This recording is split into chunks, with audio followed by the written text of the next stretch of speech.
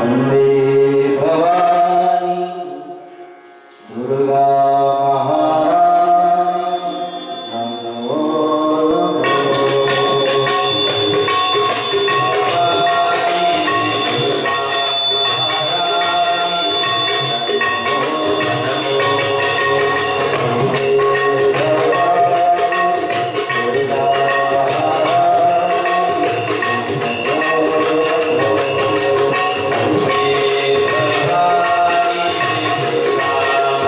Hare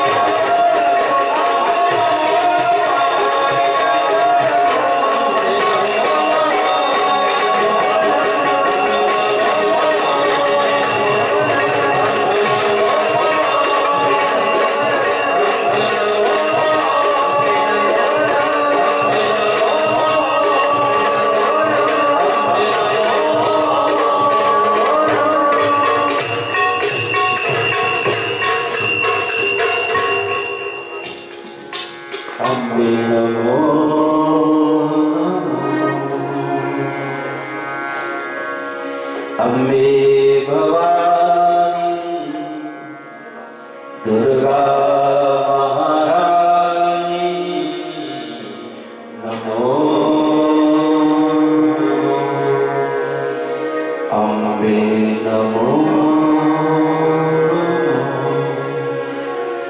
Ambe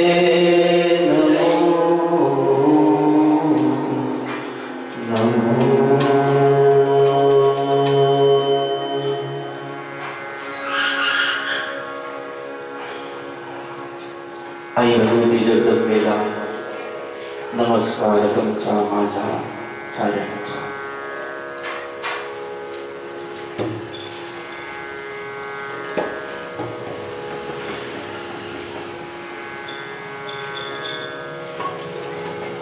वेळोवेळी करावा नमस्कार तिला अशी आई भगवती जगदंबा.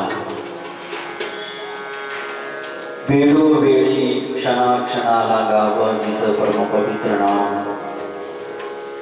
तुमचा माझा नमस्कार अशा आई भगवती जगदंबेला.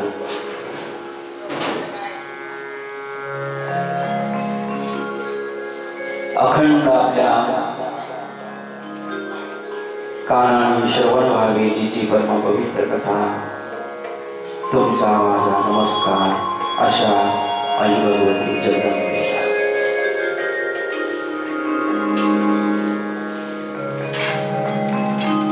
अनादि कालापासून तिच्या मंगल रूपाचं ध्यान करून, अनादि कालापासून तिच्या मंगल नामाचं नाम संकीर्तन करून, अनादि कालापासून तिच्या चरित्राचं गायन श्रवण करून कोट्यावधी तरले तरतात तरतील अशा आई भगवती परांबिकेला तुमचा माझा साष्टांग नमस्कार.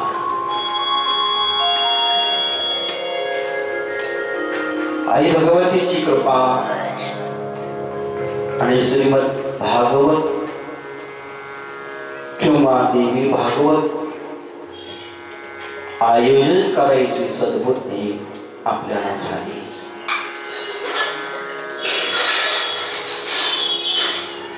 जसा भगवती आणि भगवंतामध्ये भेद नाही,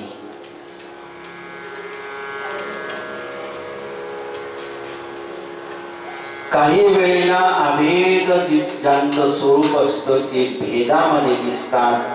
भेदात ज्यांचं स्वरूप दिसतं तरी सुद्धा जे अभेदच असतात.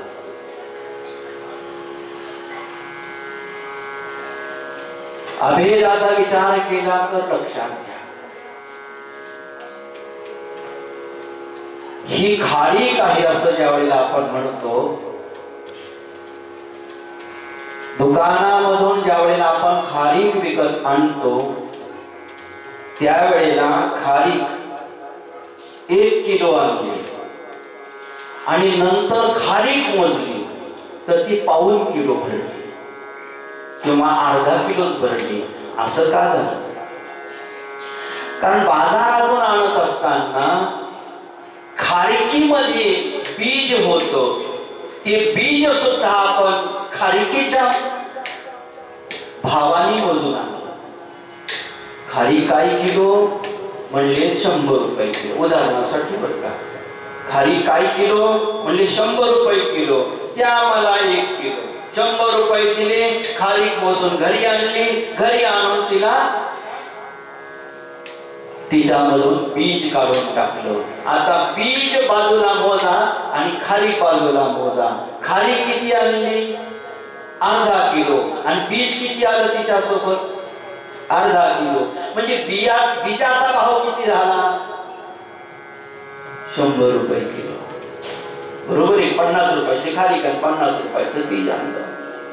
मिरची आणतो आपण, तिच्यामध्ये बियासोबतच मिरची आहे. ज्वारीचा दाना पेरला, ज्वारीचा दाना उगला म्हणजे बीजाला अंकुर फुटला, त्याचं ताट म्हणजे झाड झालं, झाडाला कणीस आलं. ही सगळी काय आहे? ज्वारी.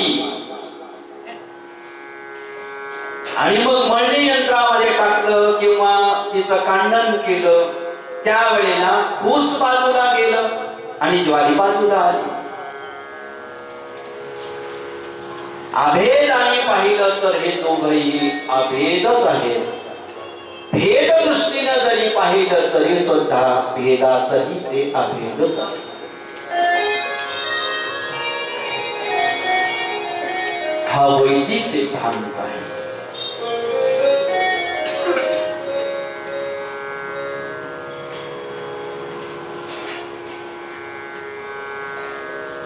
म्हणून भगवंत भगवतीमध्ये भेद नाही, माता आणि पित्यामध्ये भेद नाही. पण कार्याचा जर विचार केला, स्वभावाचा विचार केला तर थोडस अंतर दिसतं. असं म्हणावं लागतं, बाप तो बाप आहे, माय ती माय. आई ती आई आहे महाराज. बापाने कितीही शब्दा खाल्ल्या की आई सारखा मी तुला जीव लावीन तरी शक्य. बापाची जागा वेगळी आहे, बापाचं कर्तव्यही वेगळं आहे, बापाची माया वेगळी आहे, आईची माया वेगळी आहे.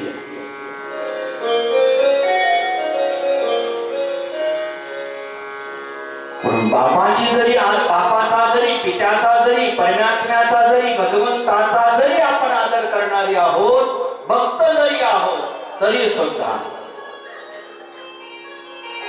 आई ती आई आहे. सगळ्या गोष्टी बापाजवळ बोलतो का आपण? बोलू शकतो का आपण? आईजवळ काही नाही बोलत. हृदयातली गुह्य गोष्ट, गुपित गोष्ट सुद्धा आईजवळ आपण सांगतो. सांगावी वाटली तर सांगतो, आणि नाही सांगितले तरी तिला कळतं. लेकराचा स्वभाव आई जाणत असते. माझं लेकरू कसं आहे हे जिचं तिला पूर्ण ठाऊक असतं. तेरे रोम रोम से मैं वाकिफ हूं असं म्हणतात. रोम रोम माहितीये माझ्या लेकराला काय आवडतं काय आवडत नाही, याचा स्वभाव कसा आहे सगळं आई जाणते. आणि ताडण करायची वेळ आली तरी बापाने नुसतं डोळे मोठे करून पाहणं आणि आईनं बेदम जरी मारहाण केली तर आईच्या हातचा मार तिचा हात दुखेपर्यंत जरी आईनं मारला दिला तरी लेकराला मात्र काहीच लागत नाही. कारण काय? कारण आहे तिची माया, तिचं वात्सल्य, तिची करुणा.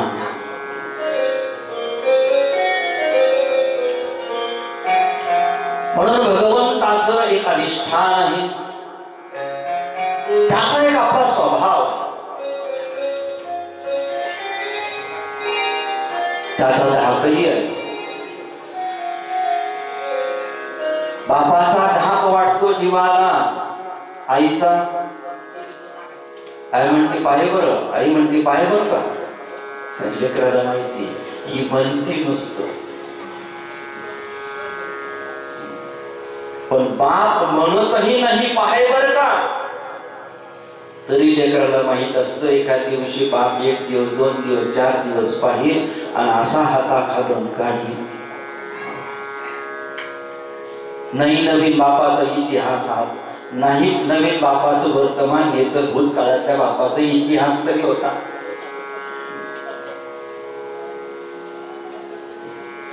बापाने बोलवलं तर थरथर व्हायचं. हे भौतिक मायबाप जरी बदलताना दिसत असले तरी आध्यात्मिक मायबाप मात्र जसेच्या तसेच राहतात. त्यांच्या स्वभावात बदल नाही होत.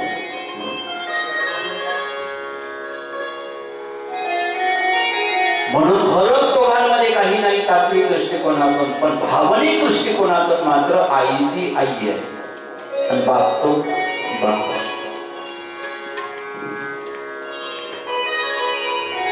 बापाने जर म्हटलं अभ्यास करत नाही लेकरू, याला 2 दिवस किंवा सकाळपासून संध्याकाळपर्यंत अन्न पाणी द्यायचं नाही, तर बाप खरंच देत नाही. पण जिला सांगितलं अजिबात याला अन्न आणि पाणी द्यायचं नाही,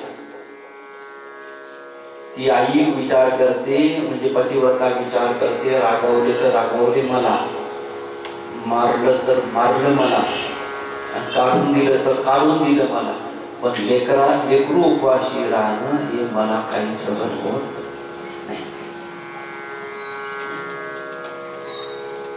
आणि पतिव्रता जेवढ्या आहेत महाराज, तेवढ्या तर आई भगवती जगदंबेला जास्त समजू शकतात, जास्त समजू शकतात.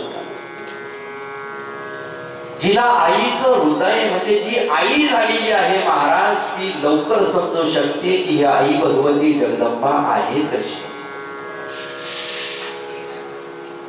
आईला समजायला आईला वेळ लागत नाही.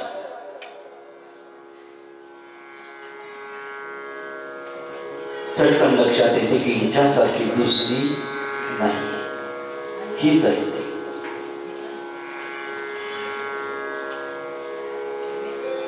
मग बाप जास्त आवडतो की माय जास्त आवडते? आवडतात दोघे. गरज आपल्याला दोघांची पण आहे. आईची गरज पिता भागवू शकत नाही आणि पित्याची गरज माता भागवू शकत नाही. आपापल्या जागेवरती दोघांचं श्रेष्ठत्व आहे. पण आवश्यकता मात्र प्रत्येक जीवाला मातेची आहे, पित्याची आहे. जशी भगवंताची भक्ताला आवश्यकता आणि भगवतीची भक्ताला आवश्यकता आहे. एकांगी जर भक्ती साधना केली तर ती पूर्णत्व पाहू शकणार नाही. म्हणून भगवतीचं स्वरूप समजलं पाहिजे, तिची आराधना केली गेली पाहिजे, भगवंताचं स्वरूप कळलं पाहिजे, त्याची आराधना केली गेली पाहिजे. बापाचं कार्य आपण बापाला सांगतो, आईचं कार्य आईला सांगा बरं. आईचं काम बाप नाही करत बरं का.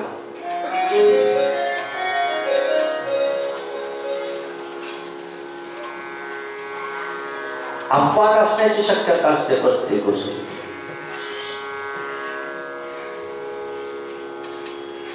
कितीही प्रेमळ पिता असला तर स्तनपान करू शकेल का लेकराला?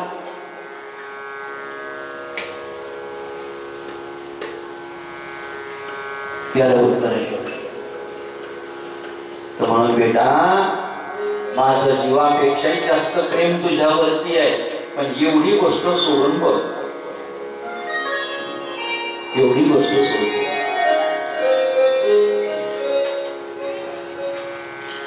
आणि दुसऱ्या बाजूला लेकराला स्तनपान करायची भूक आईला लागलेली असते.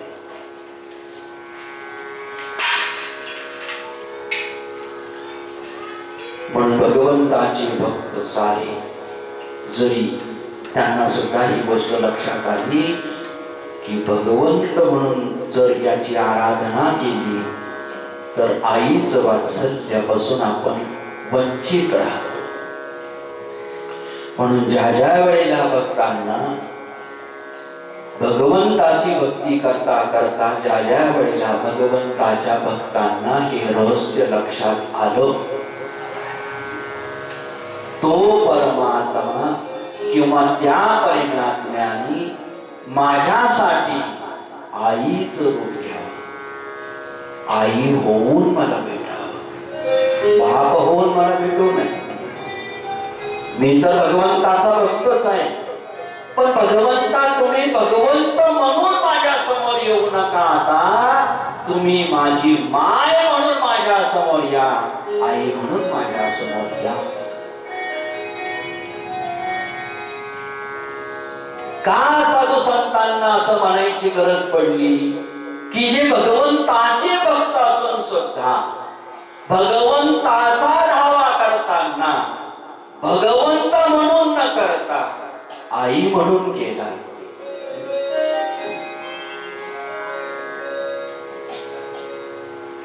आपण तो रोज म्हणतो, अधून मधून का होईना पण म्हणतो. ये ग ये ग ये ग विठाबाई माझे पंढरी देवा, ये ग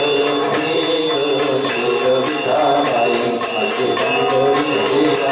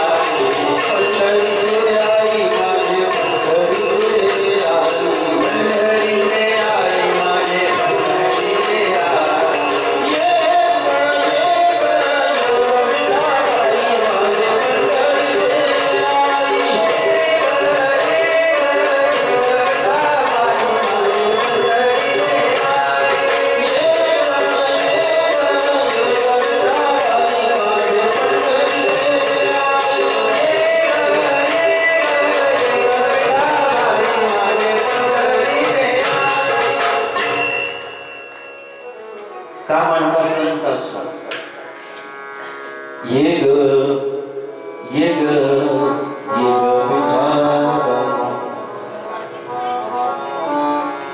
विठ्ठल आई आहे का बाप आहे? कृष्ण आई आहे का बाप आहे?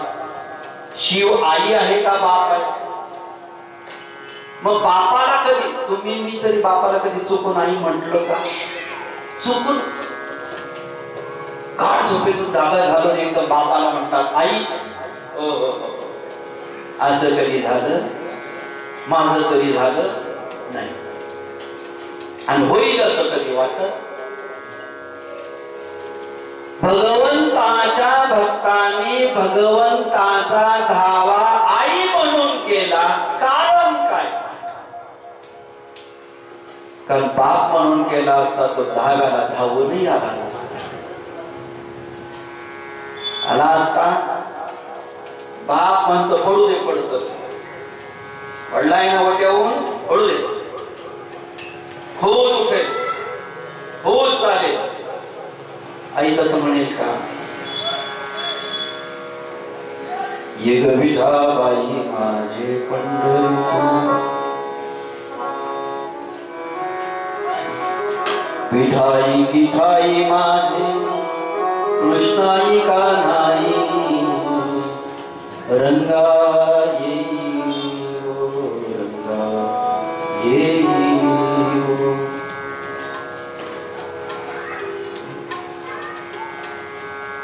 विठाबाई, कृष्णाबाई किती नावानं आवडते. आई म्हणून आवडते का? जे सुख, जी शांती, जे समाधान, जो प्रतिपाद आई करते ना, ते कार्य पिता नाही करू शकत. म्हणून भगवंताला भगवती म्हणून आवाज देतात आहे. त्याला हे एकमेव कारण काहीतरी सांगायचं आहे. आई तुझ्याजवळ काहीतरी, तुझ्यासोबत काहीतरी मला बोलायचं.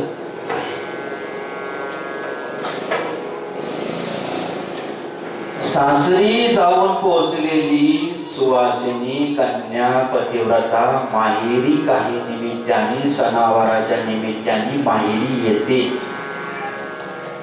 माहेरामध्ये बाप आहे, माहेरामध्ये माय आहे, माहेरामध्ये भाऊ आहेत, माहेरामध्ये बहीण आहे, माहेरामध्ये मैत्रिणी आहेत. बापाने विचारलं तर मी सुखात आहे, भावाने विचारलं तर मी सुखात आनंदात आहे म्हणते. आणि आईला मी सुखात आहे का दुःखात आहे हे कन्येला सांगायची गरजही पडत नाही. आई विचारते बेटा खरंच आनंदात आहेस का?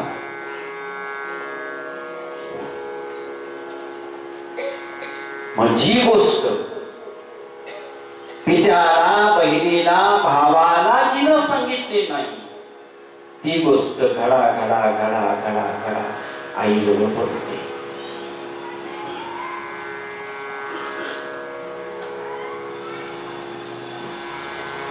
आपलं सुख, आपलं दुःख या जगत नावाच्या, या प्रपंच नावाच्या, या संसार नावाच्या सासरी तुम्ही मी जीव आहोत.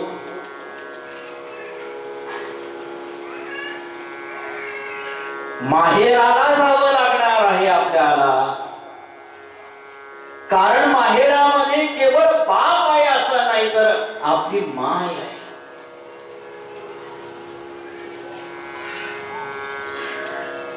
आणि त्या माहेरालाच माहूर म्हणतात. माहूर म्हणजे काय? माहूर म्हणजे माहेर.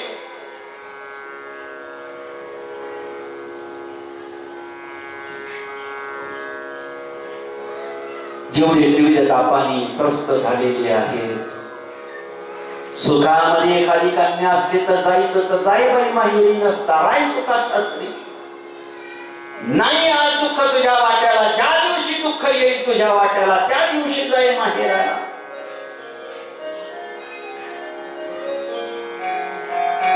परंतु त्रिविध तापाने पोळत असलेल्या जीवाने माहेराला जायला पाहिजे.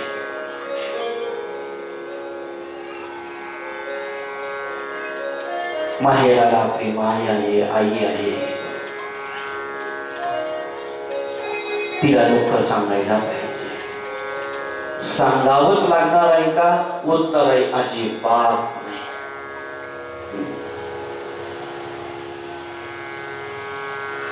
ती आईच त्याच्यासाठी झालेली आहे. आई झाली कशासाठी? लेकराचं लालन पालन संगोपन करण्यासाठी, लेकराचे सारे लळे पुरवण्यासाठीच ती माय झालेली आहे. तिला विनंतीची आवश्यकता नाही.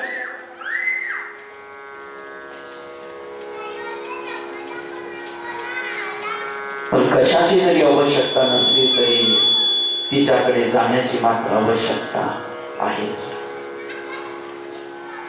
म्हणून त्रिविध तापानी पोळत असलेल्या जीवानी आई भगवती जगदंबेची शरणागती करायला पाहिजे. आई काही म्हणून नाही, सगळ्यात श्रेष्ठ नाम आहे आई. आई, हे आई, आई येताना उठताना बसताना चालताना आई, बाहेर जायचं आई येतो बर का, तोंड भरून नाम गायला पाहिजे. आई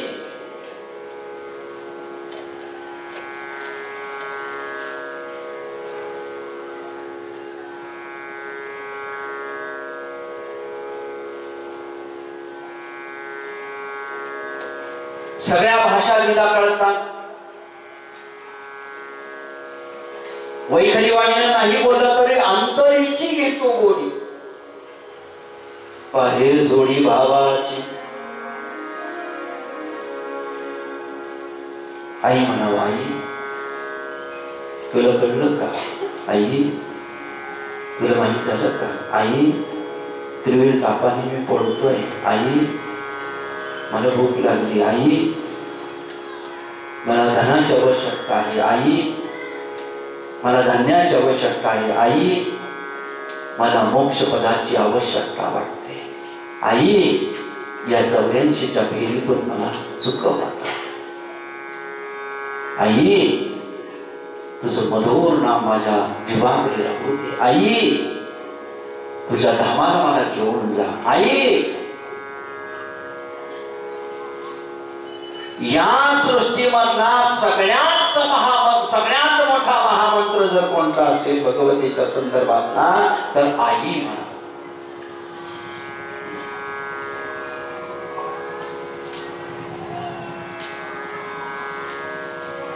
आई म्हणूनच किती किती किती ठिकाणावरती आई म्हणून उच्चार केला. ते नामच आहे. आई म्हणून आवाज दिला. नाम गावं ही गोष्ट खरी आहे. आपल्या आईला आपण आई म्हणतो का? तिला नाव नाही का? आपल्या आईला आपण आई म्हणतो का?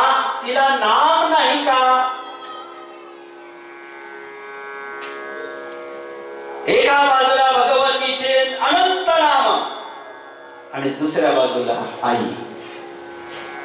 म्हणून आईला जरी नाम असलं तरी आईच्या नामाचा कोणी उच्चार करत नाही, फक्त आई.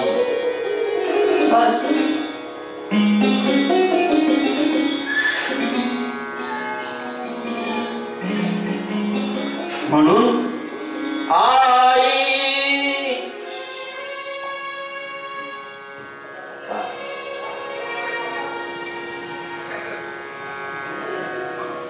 आई म्हणतो.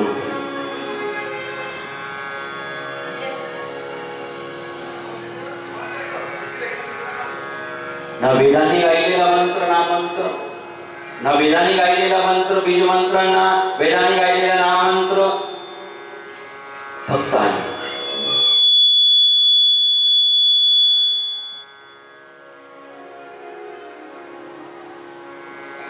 आईची जास्त आवश्यकता. पित्याची आवश्यकता काही कारणासाठी, आईची आवश्यकता काही कारणासाठी. म्हणून म्हणावं लागतं, पित्यामध्ये आणि मातेमध्ये अंतर जरी नसलं तरी सुद्धा वात्सल्याच्या दृष्टिकोनातून महदांतर आहे. आई ती आई आहे, पिता तो पिता आहे. जरी भगवंताची भक्ती आपण करणारे असलो आणि आईची भक्ती आपल्याकडून जर होत नसली तर समजून घ्यावं, दोन पायाला नमस्कार करत नाही आपण, एकाच पायाला नमस्कार करतो. अर्ध नारी नटेश्वर पाहिलं असेल, अर्ध शरीर भगवान शंकरांचं, अर्ध शरीर शक्तीचं, पार्वतीचं.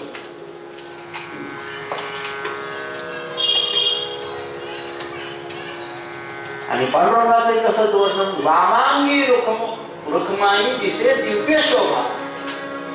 वामांगी रुक्मिणी. आता वामांगी रुक्मिणी स्वतंत्र, रुक्मिणी स्वतंत्र विठ्ठल दाखवतात किंवा आहे, ती गोष्ट वेगळी आहे. पण इथं अभेद रूपाने जर दाखवायचं असलं तर अर्धनारी नटेश्वर, बस मूळ प्रकृतीचं पुरुषाचं चिंतन करतात.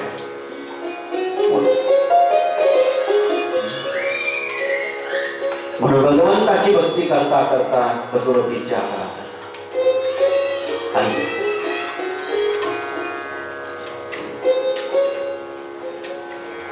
सासूरवान ज्याला असं वाटतं, सासूरवान ज्याला खाण्यात पिण्यात अजून सुख मिळतं ना, त्याने थोडं उशिरा परमार्थ टाकलं तरी काय हरकत नाही. तरी सुखामध्ये परमार्थ करणाऱ्याचा परमार्थ येऊन वाहनच असतो. काही त्याच्यामध्ये असा राम नसतो, दम नसतो, त्याच्यामध्ये अर्थता नसते, त्याच्यामध्ये असं काही हृदय तुटत नाही. ज्याला यातना आहे, ज्याला पीडा आहे, ज्याला दुःख आहे, अन्य पद्धतीत आदिभौतिक असो, अधिदैविक असो का आध्यात्मिक असो, तो परमार्थाचा अधिकारी वर्णन केला. ज्याच्या जीवनात दुःख नाही तो काय परमार्थ. आता पुण्यच होईल, पाप नाही होणार, पण भगवतीची कृपेला नाही तो पात्र नाही होऊ शकणार. प्रभू रामचंद्राची उपासना करत असताना समर्थ रामदास स्वामी म्हणतात, मी उपासना करतोय कारण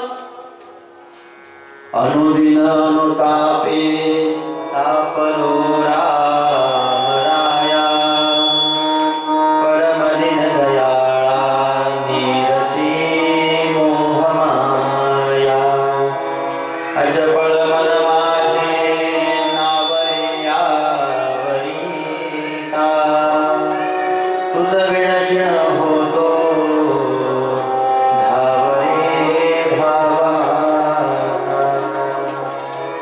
मी कसा झालेलो आहे, सुखात नाही मी.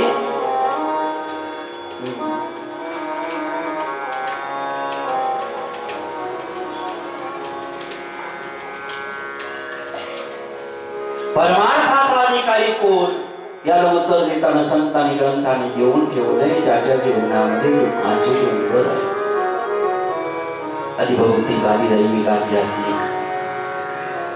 विवेक नसतो जीवाला की दुःखाच्या समयाला दुःख सांगण्यासाठी कुणाकडे जावं, म्हणून संतांनी ग्रंथाने उपदेश केला, आईकडे जा, आईकडे जा. सासूर वाचलेल्या काही समस्या असतील तर कुणाला जाऊन सांगणार, कुठं जाऊन सांगणार, माहेरीच.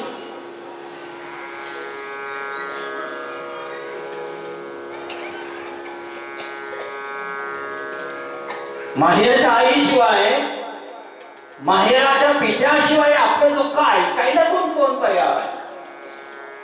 आणि ऐकलं तरी त्यांच्यामध्ये सामर्थ्य तरी कुठे आहे.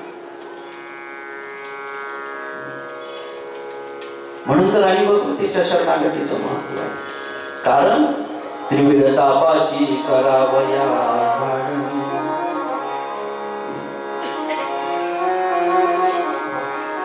मी शरलेलो आहे, मी भागलेलो आहे, मी थकलेलो आहे. आई तुझ्या सहाऱ्याची मला गरज आहे. तू सांभाळतेस ही गोष्ट खरी आहे, तू करतेस ही गोष्ट खरी आहे, पण आता जास्त आवश्यकता आहे. सांभाळी दिना आपुलिया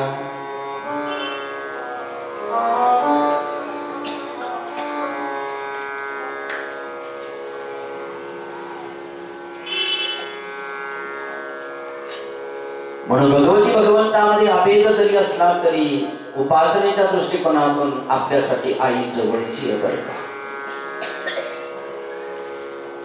देव माझ्यावरती रागवले तर रागवू देत, पण व्यासपीठावर बसतोय म्हणून सांगतोय आईचा जास्त धावा करा.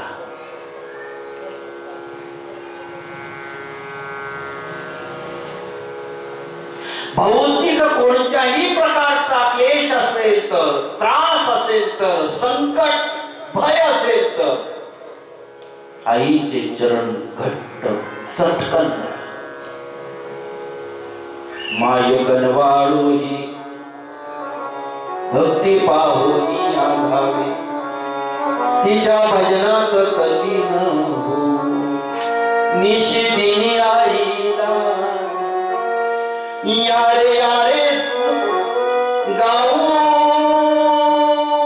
तरुणी जाऊया भवसागर गाऊ. जगदंब जगदंब भजनी होऊया संग, गाऊ जगदंब जगदंब भजनी होऊया संग, गाऊ जगदंब जगदंब भजनी होऊया संग, गाऊ जगदंब जगदंब भजनी होऊया संग, गाऊ जगदंब जगदंब भजनी होऊया संग,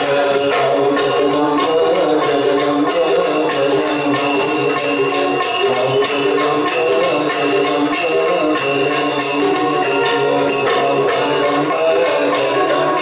भजनी होऊया संग, गाऊ जगदंब जगदंब भजनी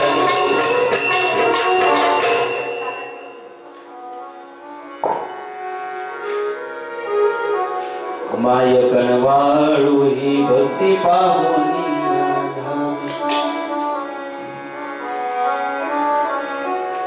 आई आपल्या कामामध्ये व्यस्त जरी असली,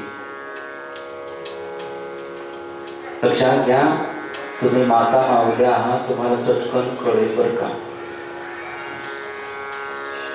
एखाद्या वेळेला आई आपल्या मैत्रिणी सोबत काही गप्पा गोष्टी करण्यात रमलेली आहे आणि तिचं लेकरू अशा पायऱ्यावरती जिन्याच्या तिथं किंवा हौदाच्या तिथं आसपास खेळत आहे किंवा जिना उतरत आहे आणि त्या लेकराची, त्या छोट्याशा लेकराची आई मैत्रिणी सोबत गप्पा गोष्टी करण्यात रमलेली आहे. एवढ्या वेळामध्ये लेकराचा जखरीचा हात सुटला किंवा पाय पायरीवरचा निसटला, लेकरू आता पडणार. कितीही त्या गप्पा गोष्टीत रंगलेली आई असली जरी तरी पटकन लेकराला धरत.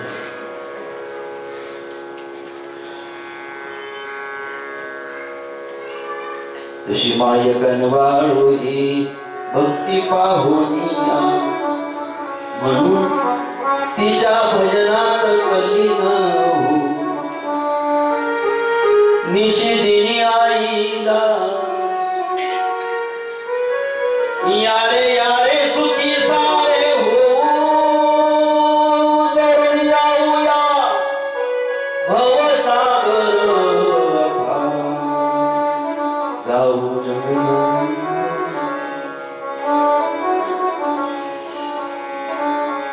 तिचं भजन, तिचं पूजन, तिचं अर्चन, तिच्या रूपाचं ध्यान, तिची परम पवित्र चरित्र गाथा, देवी भागवत कथा अखंड श्रवण करा.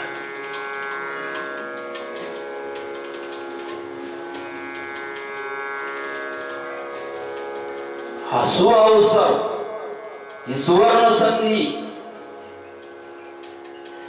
काही काही भक्त तर अखंड तिच्या नामात आहे, ध्यानात आहे,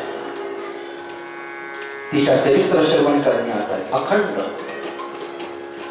काही काही भक्तांना अधूनमधून अशा संधी उपलब्ध झाल्या तर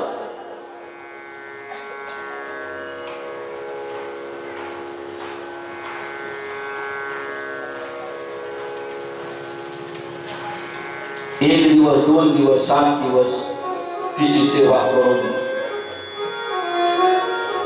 तिच्या कृपेची अपेक्षा तू कृपा करशील, तू कृपावंत आहे.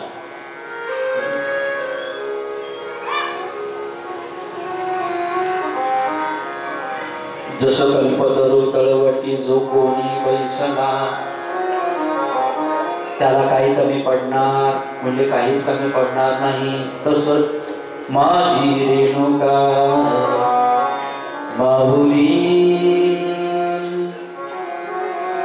कल्पवृक्षाची सावली, माझी रेणुका माहुली कल्पवृक्षाची सावली, माझी रेणुका माहुली कल्पवृक्षाची सावली, माझी रेणुका माहुली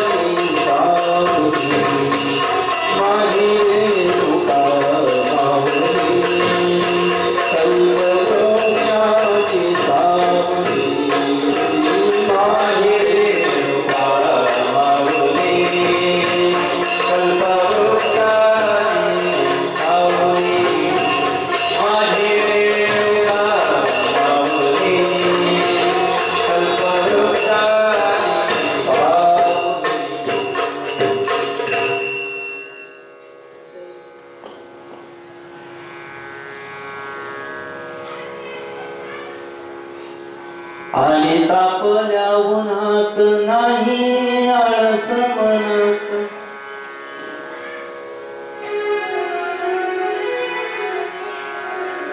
लेकराच्या संबंधात आळशी आई कधीच नसते. एक वेळ पती राजाला म्हणते, आता मला मी खूप थकले, आता तुम्ही स्वयंपाक करून घ्या, नाश्ता करून ठेवलंय, जेवण करून घ्या.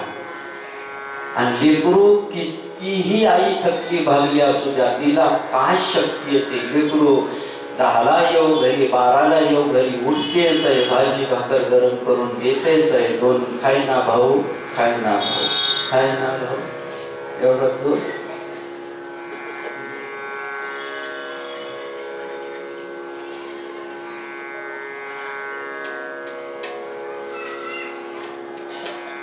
आली तापल्या उन्हात नाही आळस मनात, माझी रेणुका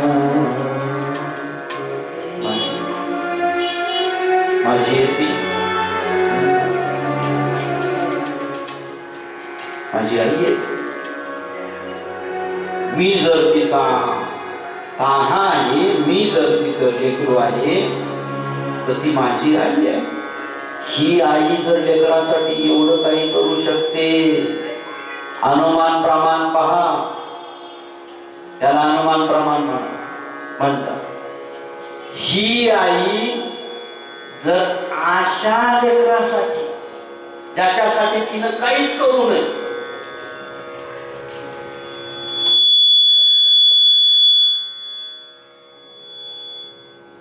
ही आई अशा लेकरासाठी किती किती आणि काय काय करते, तर ती जगत्त्रय जननी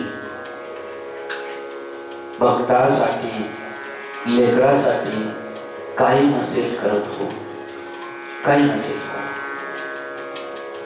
पण ही गोष्ट त्याच वेळेला लक्षात येते ज्या वेळेला आपण तिचं लेकरू होत असतो, भक्त होत असतो. दूर उभं राहून या गोष्टी कळत नसतात. जावे त्याच्या वंशातनाकडे.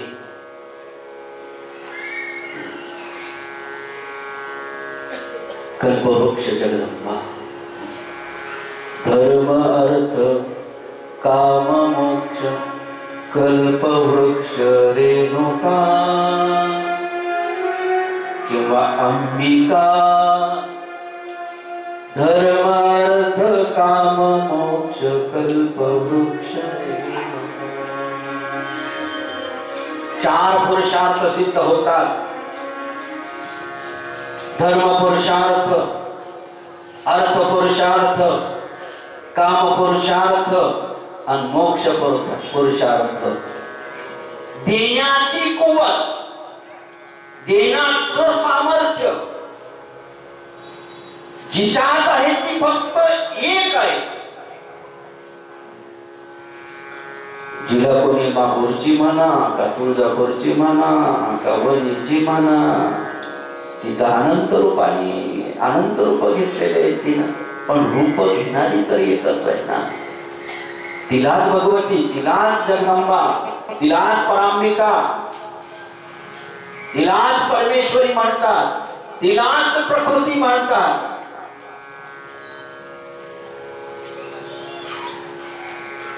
म्हणून आई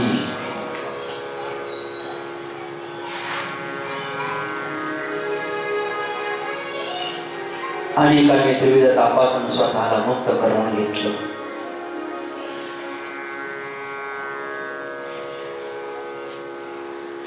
प्रभू रामचंद्रांनी स्वतः आई भगवती जगदंबेची आराधना करुणा भागली. वसुदेव आणि देवकी मातेचे लेकर जगत नव्हते, हत्या होत होती. कंस नावाचा असो वसुदेव देवकीच्या लेकरांची हत्या करत होता. मग हत्याच करत होता तर आठवं का नाही मारता आलं? का नाही मारता आलं? काही कारण नसेल.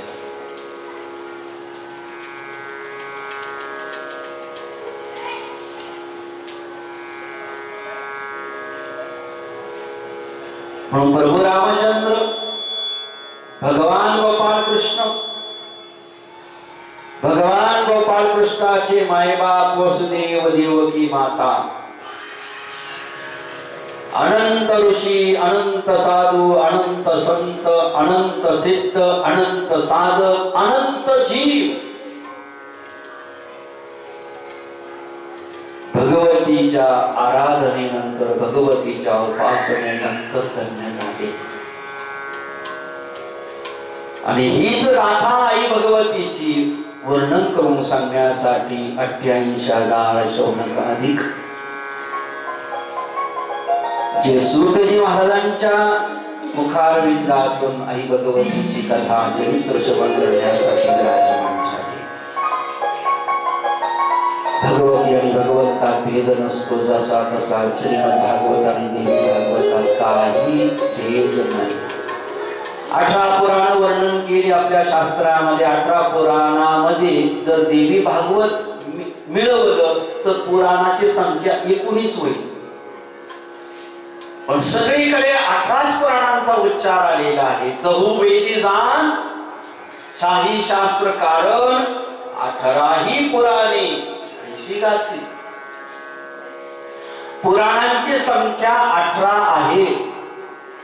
आणि सगळे पुराण जर पाहिले त्यात देवी भागवत नावाचं पुराणाचं नावच नाही असं मला सकाळी समजलं.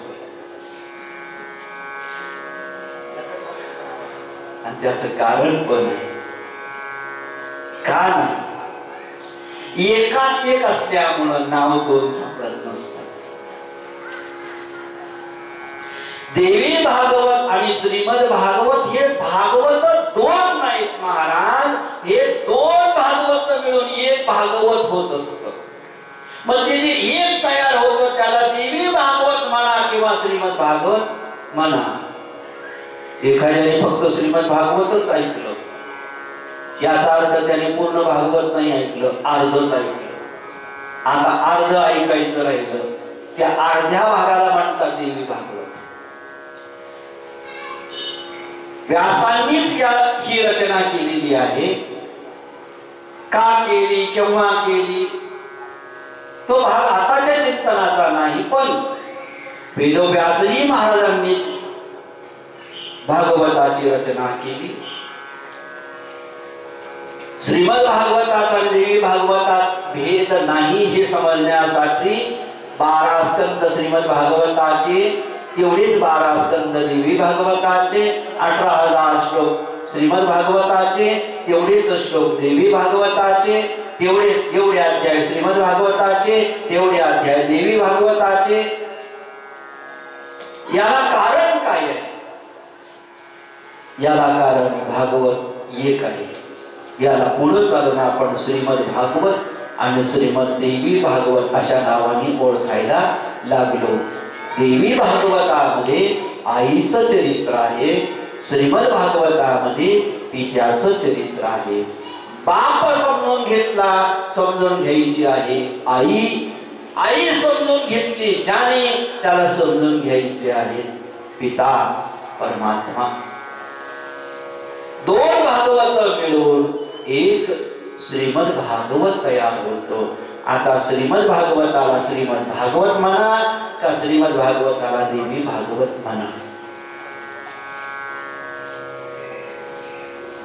ही भक्तीची चर्चा, ही ज्ञानाची चर्चा, ही वैराग्याची चर्चा, ही आईची परम पवित्र गाथा वर्णन करून सांगण्यासाठी सूतजी महाराज 88,000 शौनकाधिक ऋषींच्या सन्मुख नैमिष नावाच्या अरण्यामध्ये विराजमान आहेत. जसे तुम्ही आम्ही या ठिकाणी विराजमान आहोत.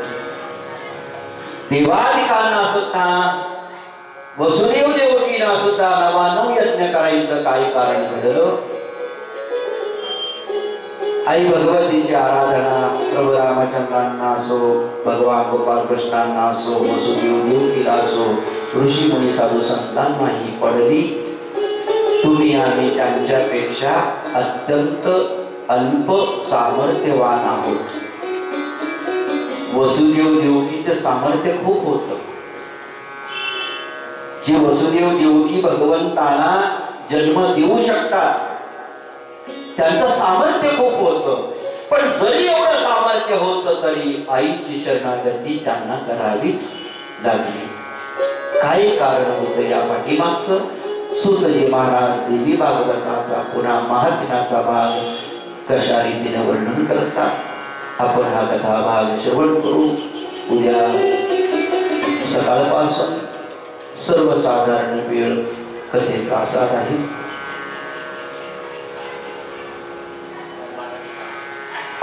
सकाळी 12 वाजता बरोबर आपण कथेला सुरुवात करणार आहोत.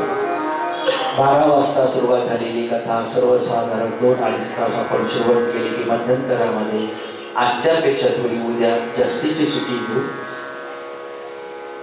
थोडस मध्यंतर घेऊ आणि लगेच पुन्हा दुपारच्या सत्राला आपण सुरुवात करू. सर्वसाधारण 5 वाजेपर्यंत आपण ही कथा श्रवण करणार आहोत. हा सेवेचा पहिला दिवस असूनही बरीच भक्त मंडळींची उपस्थिती राहिली. याचा अर्थ सगळीकडे निरोप केलेला आहे. आणि पूर्वीपासून मला माहिती आहे परिसरामध्ये भरपूर भक्त आहेत. जसे भगवंताचे भक्त आहेत, भगवतीचेही भक्त आहेत.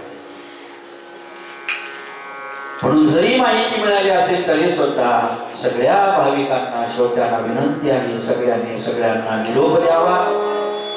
कथेला आरंभ झाला आहे असं सांगावं. नाही आज उपस्थिती होऊ शकली, उद्याची सेवा श्रवण करण्यासाठी उपस्थित राहण्याचा सगळ्यांनी प्रयत्न करा. आज भगवतीचं जराशी ओळख करून घेण्याचा आपण प्रयत्न केला. भगवती भगवंतामध्ये अभेद कसा हे समजून घेण्याचा प्रयत्न, अल्पसा प्रयत्न केला. भगवतीचं उर्वरित देवी भागवत ग्रंथाचं महात्म्य म्हणजे भागवत महात्म्य आपण सकाळच्या सत्रामध्ये श्रवण करू आणि आई भगवतीच्या चरित्राकडे वाटचाल करून या ठिकाणावर देऊ आपण आजच्या सेवेला पूर्ण.